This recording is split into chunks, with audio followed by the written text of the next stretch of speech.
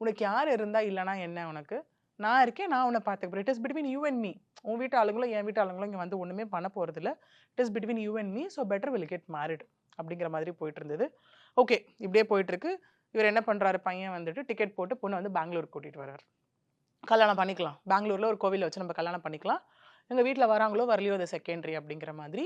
இவங்க வந்து நாளைக்கு மேரேஜ் அப்படின்னா, இன்னைக்கு வராங்க. இன்னைக்கு ஆஃப்டர்நூன் போல வந்து இறங்குறாங்க பெங்களூர்ல. வந்து இறங்கும்போது ஈவன் ஷி காட், என்ன சொல்றது, kind of so surprise and shock எல்லாமே இருந்தது. ஏர்போர்ட்ல பையனோட அம்மா வந்து நிக்கிறாங்க. அவ்ளோ பேச்சு பேசினவங்க, "உன்ன நான் கொன்னுடுவேன், வச்சுருவேன். என் பையனுக்கு நீ கொஞ்சம் கூட சூட்டபிள் கிடையாது. நீ தான் தப்பு. நீ தான் அவன மயக்கி குழந்தைய வந்துட்டு வயித்துல இது பண்ணிட்டு இருக்க" அப்படின்னவங்க வந்து நிக்கிறாங்க லிட்டரலி. என்ன பேச முடியும் அப்போ? ஒருத்தவங்க வேணான்னு முடிவு பண்ணியாச்சு. எல்லாமே பேசியாச்சு. அப்ப பார்க்குறப்போ அந்த பொண்ணுக்கு அந்த இடத்துல அவ்ளோ சர்ப்ரைசிங்கான ஒரு விஷயம் இருந்தது. ஷாக் மோர் ஓவர் என்ன நடக்குதுன்னும்போது. தெரியாது ஆனா வராங்கன்னு. வராங்கன்னு ம். தெரியாது. பையனும் சொல்லல. Literally even he was also லாஃபிங் அந்த இடத்துல.